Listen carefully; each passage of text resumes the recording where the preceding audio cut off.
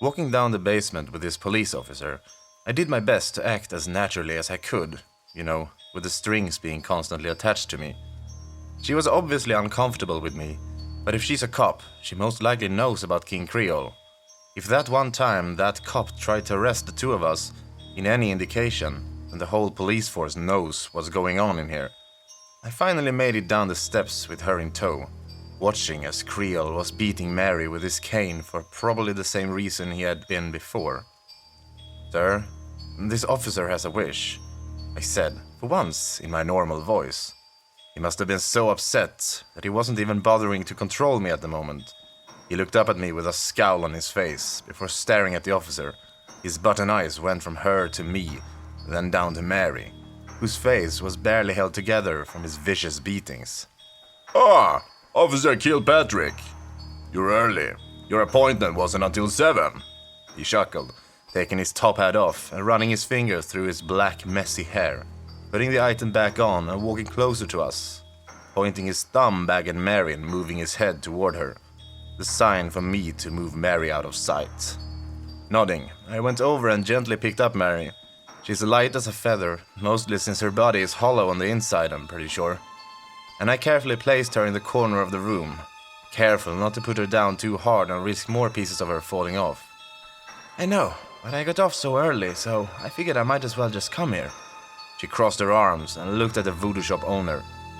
"We had a deal. I made sure that your missing clerk wouldn't be investigated thoroughly. Now you owe me a wish," she said, her eyes traveling to see me staring back at her. That couldn't be possible, I thought to myself. Creole had that much influence that no one was ever going to come looking for me? This officer had been my one chance at getting out of this hell, but it turned out she had signed my eternal damnation here. Yes, dear. I'm well aware of our little deal." Creole chuckled, brushing some porcelain off of his suit and staring at the middle-aged officer in front of him. "You want your precious little daughter back." He sighed, looking at her with his back to me. She kept looking over at me, tending to Mary, and obviously felt guilty about what she had done. "You can do that, right? And not have her ending up like a freak like the two of you?" she asked, pointing to the two of us and waiting for an answer. Gotta be honest, that one hurt. Being compared with Creole really hurt what's left of my soul. If I still do have a soul. "If that's what you wish, but that is particularly hard to do. And for that, I'm going to need her body," Creole explained, walking past her and over to the basement stairs. "And I'll need your help with that, Officer Kilpatrick," he said with a toothy grin, those stitches strained and breaking once again. "Why can't you send your little puppet?" she snuffed, pointing to me again and once again chipping away at my soul and causing me to turn my gaze away from them and look back at Mary, who patted my chest to make me feel a little better. "I'm afraid Travis isn't allowed outside of the shop. I will accompany you, if you so wish. Her body must be brought back here, of course. Otherwise, I'm unable to perform the required ritual to bring her back," Creole explained, tapping his fingers on his cane, clearly waiting for this woman to get a move on things.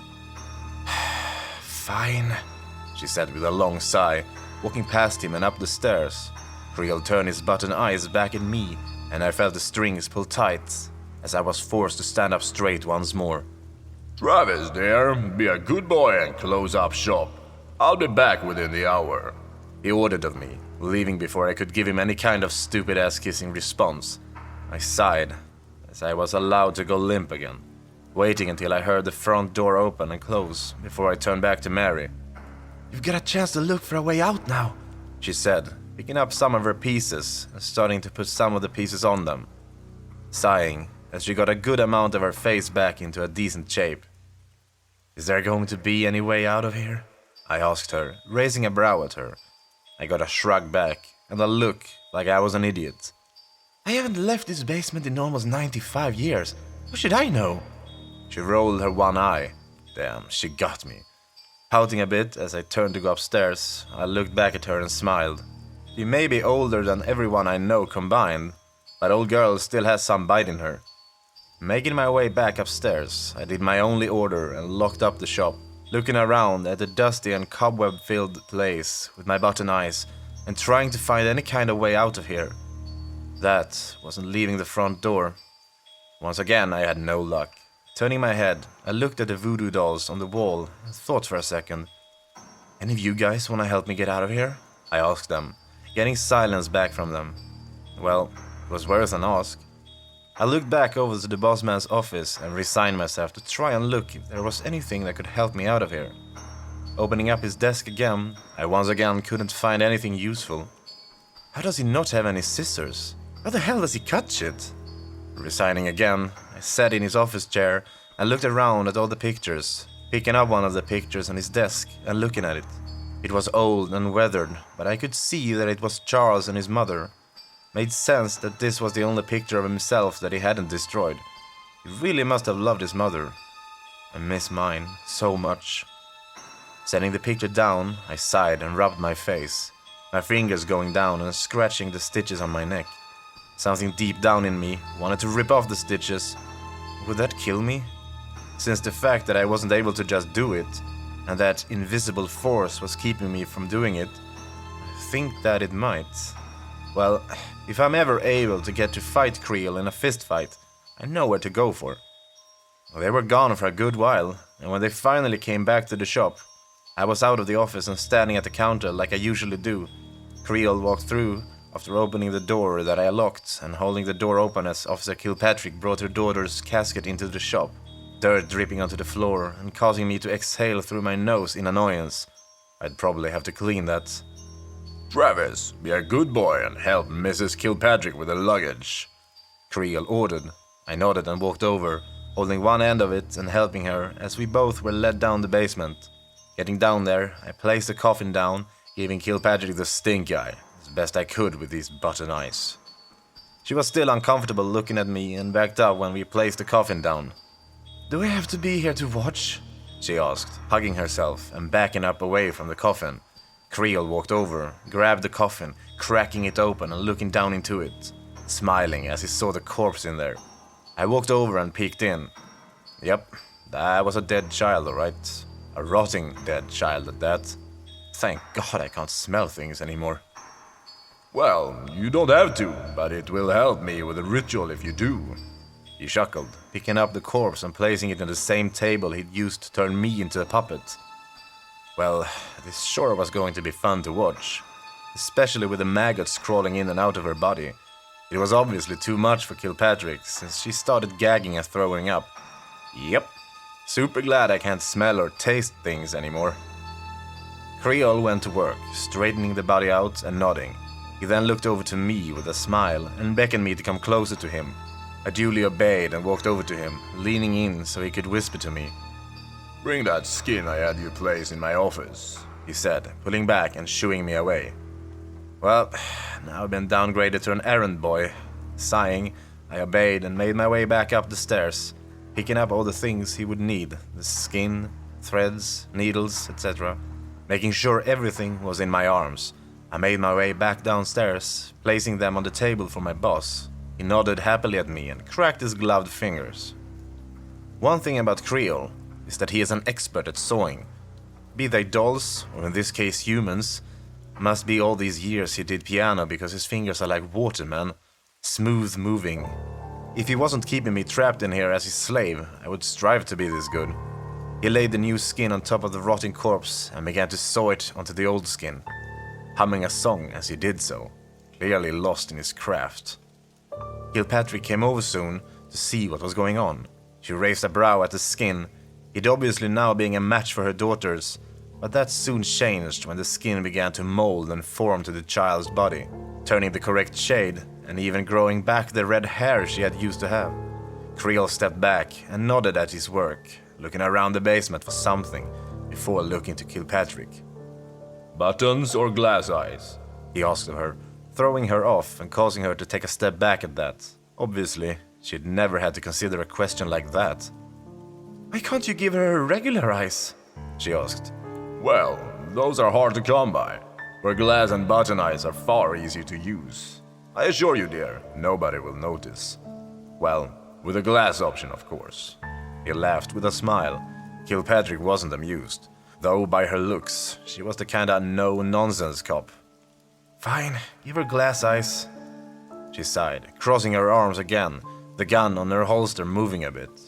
I looked at it, but if the times the shop got robbed were any indication, there was no point in trying to kill Creel that way.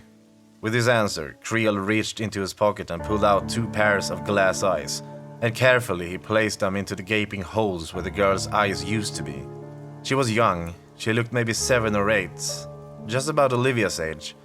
I was wondering what had happened to her, but the gaping hole in her neck kinda said enough about that. Shot, it would seem. By who? I was soon about to find out the answer to that question, but for now, Creel dramatically dusted his hands off and stepped back. Now then, will her mother step forward and offer her blood? He asked, a nice smile on his face as usual. Kilpatrick walked over and looked at her daughter on the table. The softening of her face obviously showed that Creel had done an incredible job at making her look just like she had been when she was alive. She looked at Creel and nodded as she offered her hand to him. He raised a needle up and pricked each of her fingers nice and deep.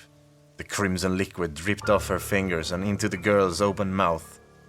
It took a minute or two, but it was soon obvious that the body was starting to change drastically. Before, she had resembled a wax figure doll, but with each drip into her mouth, she gained color and started breathing. Wow, you really can grant any wish. Although, this being King Creole, I was expecting the inevitable. The woman gasped when the little girl sat up from the table, breathing rapidly and looking down at her hands and arms, clutching her throat as she seemingly tried to stop the bleeding that had caused her untimely death. But she then looked up at her mother and blinked a couple of times. "Susie, it's Mommy," she said, getting on her knees and grabbing her daughter and kissing her until a couple of minutes ago rotting face. "Mommy," she said in a soft voice. Her arms soon came around and hugged the woman. It was a tender moment, which lasted all 5 seconds. "Why did you kill me, Mommy?" the little girl suddenly asked, causing me to raise a brow and looked over at Creel, who was just smiling and chuckling up a storm as he backed away. I followed in his lead and backing up as well. "What?" Kilpatrick asked quickly, pushing the little girl away from her, still keeping her hands on her shoulders, her face one of denial as she chuckled and looked around the basement. "What are you talking about, baby? I didn't do anything to you," she explained, but the girl looked straight on her with her glass eyes. "I came downstairs while you and Daddy were fighting. You shot Daddy in front of me," the little girl said, her voice deadpan, sitting up more on the table and standing up on it. "When I started crying, you shot me too," she said, holding an accusing finger up at her mother. "You were supposed to be in bed," she said quickly, backing up into Creel, who chuckled as he clasped her shoulder from behind, smiling as he held her in place despite her attempts to shrug her off. I had to make it look like a robbery," she shouted, struggling against the unnatural strength of Creel. "You lied, Mommy. You always said lying was bad," Susie said, her voice becoming more and more distorted, her mouth opening up to reveal row after row of needle-like teeth inside her mouth. "You killed me and lied," she shouted in a distorted voice, pouncing from the table and onto her mother, taking a big chunk of her neck meat, sending mother and daughter down to the floor in a gargled scream. Creel stepped over the two of them as Susie continued to show down on her mother. "She said to make her never forget about what happened," he explained with a chuckle, tapping me on the shoulder and turning around to watch the scene with me. "Your parents seem really desperate to find you. Maybe they'll come in here and wish for you back. Better hope they word it correctly." He giggled, slapping me hard on the back and leaving me alone to watch the scene as he returned upstairs. I stood there and watched the little girl eat her mother for a good while, mostly because I dreaded returning upstairs. I was about to, until something came sliding over to me and hitting my nice dress shoe. I looked down, and I swear I almost lost both of my button eyes. A pocket knife. I looked back over at Kilpatrick's body and saw Mary already going through the dead woman's pockets.